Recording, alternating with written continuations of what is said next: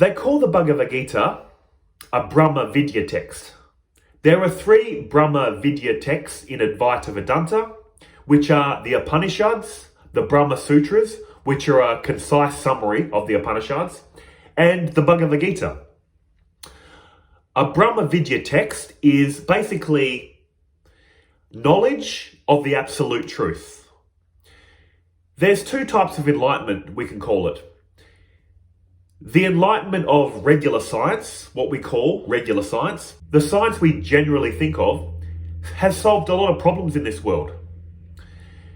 They've solved a lot of practical problems. They've given us practical solutions to practical problems.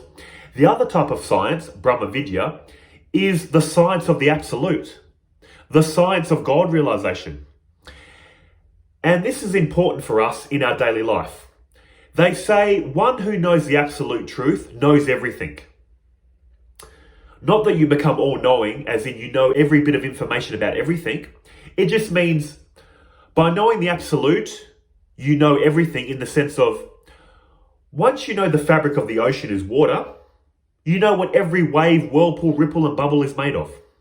Once you know the reality is gold, you know what every ring, anklet, bracelet, bangle is made from, gold. So by knowing the absolute, you know the fabric of all this reality is made from. That's what makes you all-knowing. You know that saying, it takes one to know one? Once you know your true self, once you know what you are at your core, you know what everyone and everything is at their core. In fact, there isn't everyone and everything. There just is what is. And what is that? Brahman. It's the one appearing separate. So you become all-knowing by knowing the one thing that is worth knowing. And once you know that, once you study Brahma Vidya texts, it cuts ignorance at the root. The whole issue in this life is we're in a state of ignorance. That's what's causing us to suffer. If you think and feel you're truly separate, that's an error. And that error is carried forward in this life. You're operating from an error, from ignorance, and everything you think and do and feel is coming out of ignorance, which means you're never going to find lasting peace and happiness in this world because you have faulty knowledge. Brahma Vidya is showing you the truth. It's replacing ignorant knowledge with enlightening knowledge. And then from that enlightening knowledge, this whole world will make so much more sense. You'll find so much more peace and happiness, not in avoiding the world, not in avoiding problems, but in the midst of problems. You'll be free from problems in the midst of them. That's what Brahma Vidya text will do. And the most accessible Brahma Vidya text is the Bhagavad Gita, the Song of God. It has Brahma Vidya knowledge and practical advice. You have intellectual knowledge to satisfy the intellect and practical things. What am I meant to do with this knowledge? How am I meant to live? How am I meant to act? It's all in this beautiful treasure, which is the Bhagavad Gita. But in this video, I want to talk about what preceded the Bhagavad Gita, what the Bhagavad Gita was inserted in. It's a story in this epic poem that is like the longest poem in history, the Mahabharata. I've heard estimates it's 3 to 10 times longer than the Bible. I have not read the Mahabharata, basically because it's so long. Maybe when I retire, I'll read the whole thing. And also because it's not necessary.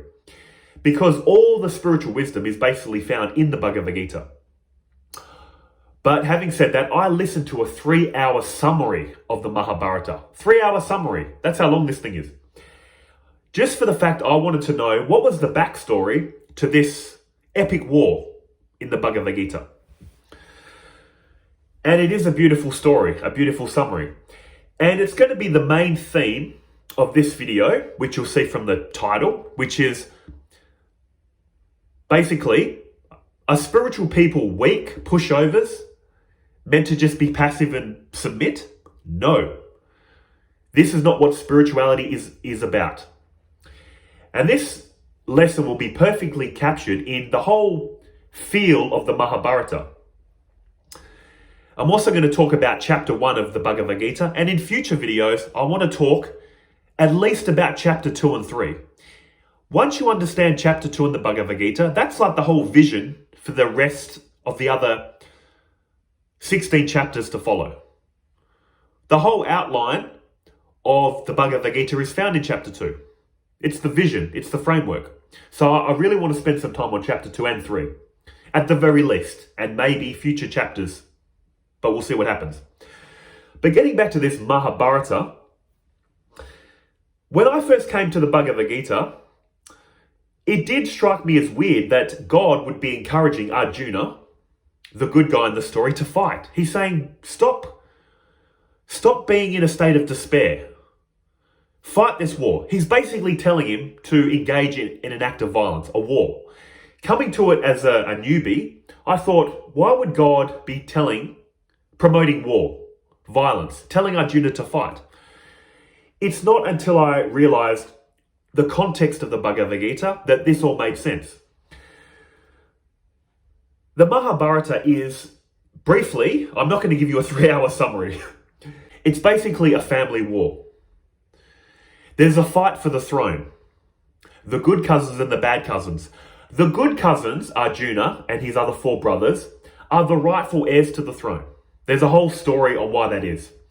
The bad cousins, Duryodhana, he feels cheated from the throne.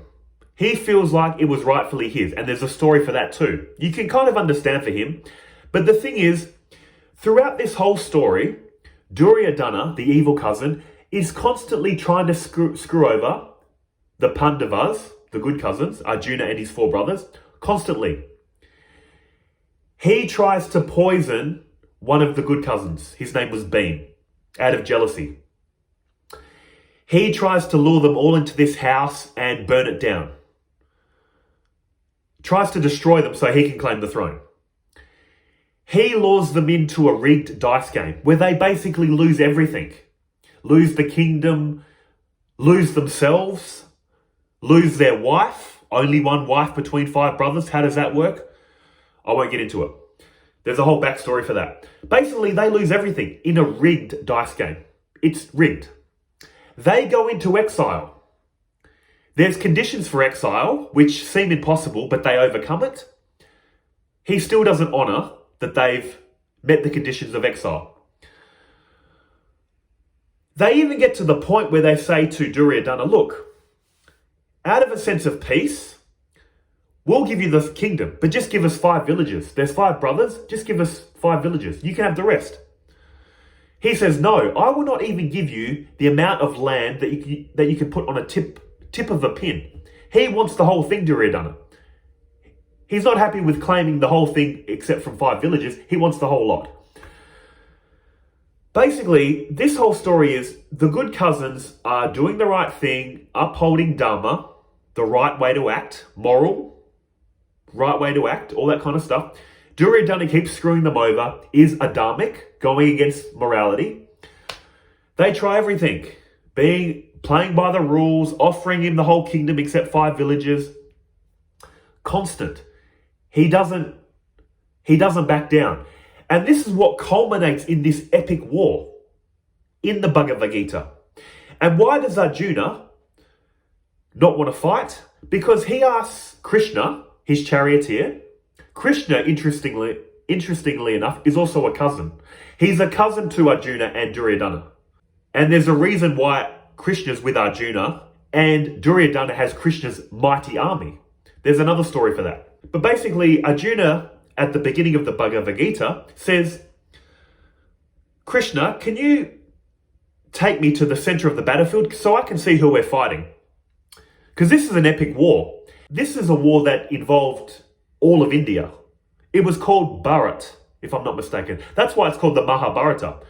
The great tale of India, I think it is. It translates to that. The great tale, epic tale of India. It was, another ancient name was Bharata or Bharat. So everyone had to get involved. So Arjuna says to Krishna, take me to the center so I see who we're fighting. Who are we up against? You know who he sees? His grandfather, his teacher, the teacher that taught him the art of warfare, and Duryodhana. Other beloved family members. Why are they on Duryodhana's side? There's reasons for that. This is a family war and you had to pick a side, and there's reasons why some went to Duryodhana and others went to Arjuna. But basically Arjuna looks at his grandfather, his beloved teachers, other family members, and says to Krishna, I can't fight this. If we fight this war and we win, why? I've killed my beloved relatives, teachers. We gain a kingdom, but look at all this misery and suffering. And Krishna says to Arjuna, basically, you need to fight this war. In fact, it comes in chapter 2, but I'll just briefly say, he says, you need to fight this war to uphold morality. Have you ever heard that saying? Evil is allowed to flourish when good men do nothing. Krishna's saying, you need to fight this war out of a sense of morality. If you just submit and let Duryodhana win, he's going to overtake the kingdom, which is rightfully not his, and evil is going to flourish under his rulership. So, Arjuna, you're a warrior. Your duty is to fight. Your duty is to uphold morality. Fight this war. Don't get pushed around by evil. And that's basically the feel of this video. You might come into spirituality and think it's all about being passive, letting people walk all over you, letting them take advantage of you. No, this is the wrong idea. You need to live in a loving, peaceful way, not harming others, doing everything right. But when trouble comes knocking, when evil comes knocking, you need to put a stop to it. Because if you do nothing, if you lay down and submit, then evil's going to overtake you and flourish. And then everyone will be in a state of misery. And that's what Krishna was basically saying. You have to fight this war to uphold dharma, morality. War is never a good thing. And like I mentioned in the lead up to this, Arjuna and his 4 brothers were doing everything right, playing by the rules, getting screwed over, attempted murder several times, put into exile, said, look, take everything, just give us 5 villages. No, I want the whole thing. They tried to negotiate. They tried to play by the rules. He wouldn't let up. This is why Krishna again said to fight. A decent person, a loving, decent, peaceful, spiritual person will go through all negotiations. Will say, look, you take it. You go ahead of me. Thinking about others, you go ahead of me, trying to be diplomatic. But when people won't stop, you need to put a stop to it. And again, you can do it in a loving way. You can say, my role is to be good, your role is to be bad. I'm not going to blame you for that, but I need to stop you. That's the mindset of a spiritual person. And that's the mindset of martial arts in its purest form, by the way. I remember doing self-defense training many years ago, and that's what they said.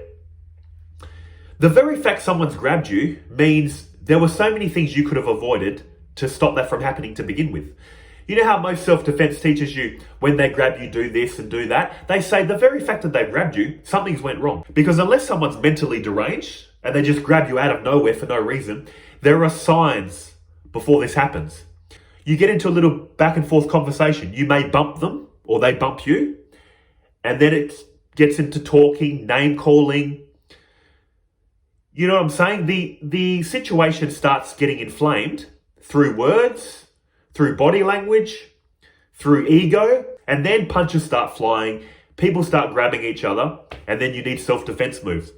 But to stop all that, keeping your ego in check, if someone's got attitude and saying, sorry mate, I didn't mean to bump you, just being calm, relaxed, apologizing if it's your fault, even if it's not your fault, come on. Sometimes you got to let people have their win, if it's not ultimately going to affect your life. Be patient, non-reactive, avoid the situation, leave if you can. But if they're stopping you from leaving, if they insist on grabbing you, then you can neutralize the threat with as much force as necessary and then leave the situation. Once they're on the ground, you don't keep kicking them in the head. They're already down. You've neutralized the threat. If you continue to kick them and punch them, you're going to go to jail. Because that's the whole point of self-defense. Try to leave the situation. If you can't, use enough force to leave. And that's what a good person does. Sri Ramakrishna said this also. There's God in all. There's God in the tiger, but you don't go and hug the tiger because it's going to hug you back. Which is not going to end well for you. God is in the evil people. God is in the good people. But you as a good person, if you identify as good, you don't need to hang around these evil people. And also, you need to stop them. Let them be evil, do their evil things, but when they insist on doing it to you and they don't listen to reason, stop them. So that's the message of basically the Bhagavad Gita. When you see it, the Bhagavad Gita, from this whole backstory of they're the good guys. They keep trying to negotiate, play by the rules. This evil cousin doesn't let up, which is why the war had to be fought. And even then, Arjuna's like, I can't fight this war, Krishna. My beloved grandfather, teachers, family members, I can't do it. Let them have it. Krishna says no, which is what I'll get into in the second chapter. Krishna appeals to his spiritual side, his ego, and also to his duty of morality. That's why it's so beautiful.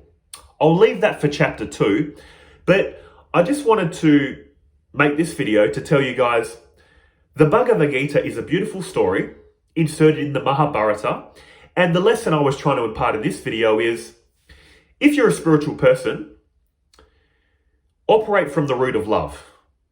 This is what I've come to realize.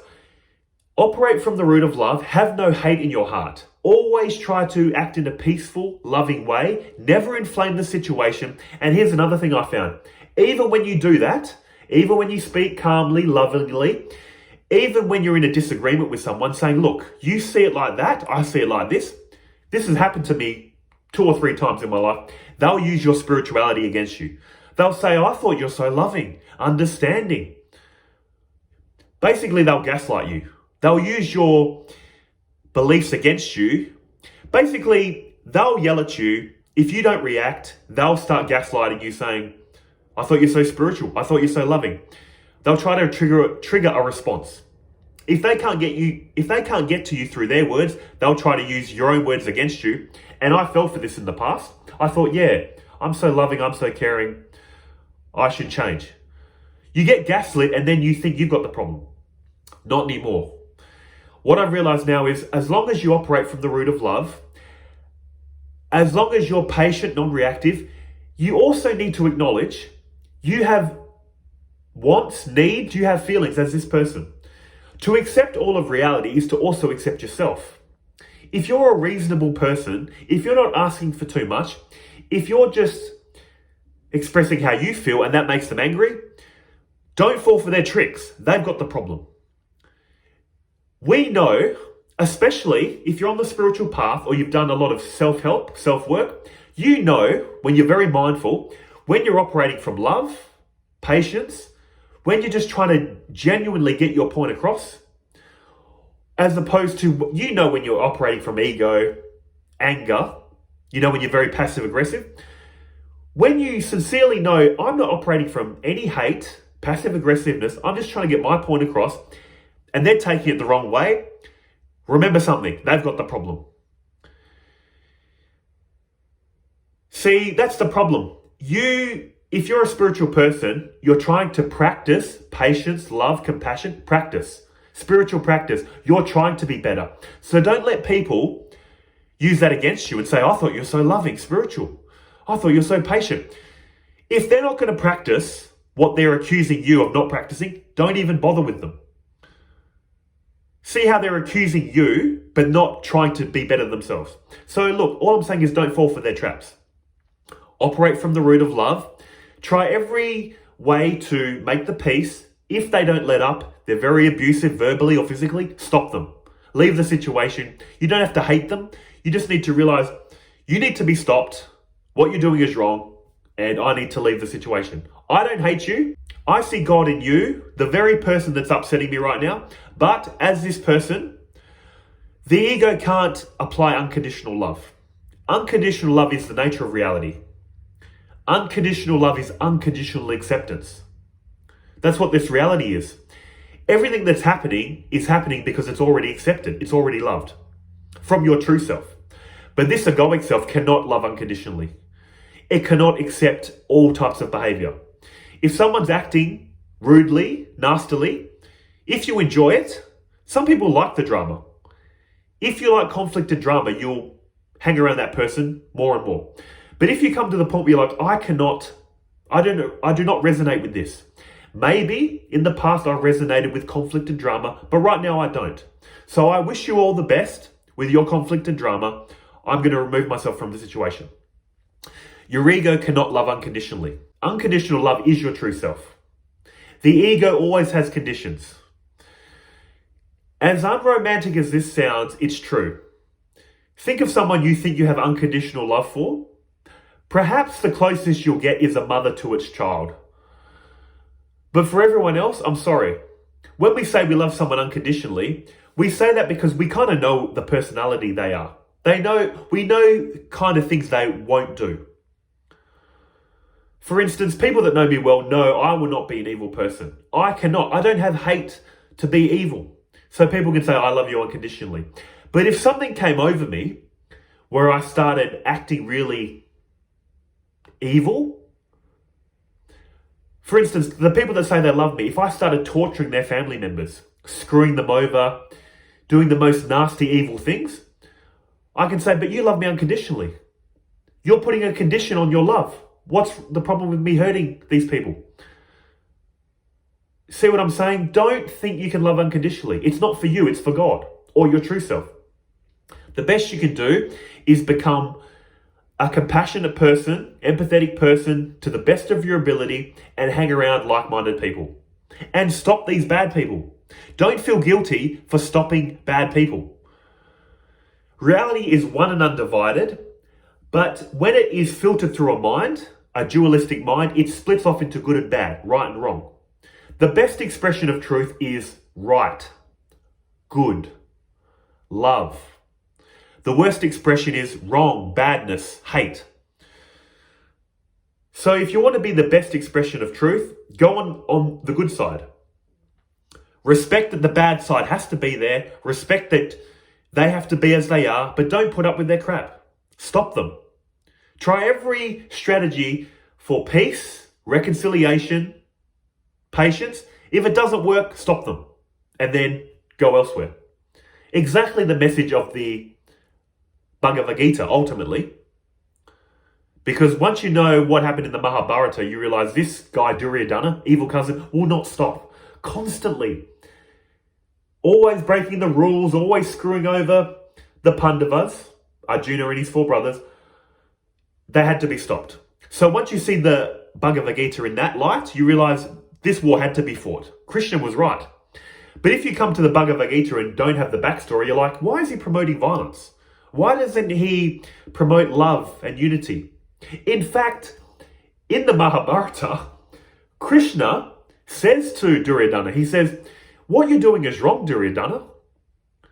Stop all this. We're trying to negotiate. He says, Krishna, I don't need to be told what's right and wrong. I know what's right. I don't want to do it. I know it's wrong, but I can't stop myself from doing it. There's a force inside me that compels me to want to be evil. He basically says that. So Krishna tried to tell Duryodhana, this is evil, stop it. He says, I can't stop it. I need to. There's a force inside me that needs me to be evil. So what can you do? If it's someone's nature to be evil, it's like a snake, a scorpion, a tiger. It's their nature to attack, to cause harm. You can't hate them for being what they are, but you can avoid them. Stop and avoid. You don't need hate in your heart. So what applies to these vicious animals in nature, I apply to humans. Someone needs to be the bad guy. So recognize they're a bad person, stay away from them. If you want to be a criminal, a bad guy, you hang around them. If you don't, if you're not into that lifestyle, avoid and stop. Use enough force as necessary to stop. This isn't about being a spiritual pushover, a weakling, whatever some people think of spiritual people, passive. It's about standing up for what is right and moral. Being a peaceful, loving person, but stopping bad people. Evil is allowed to flourish when good men do nothing. I'll leave you on that great quote I'm sure you've heard in the past.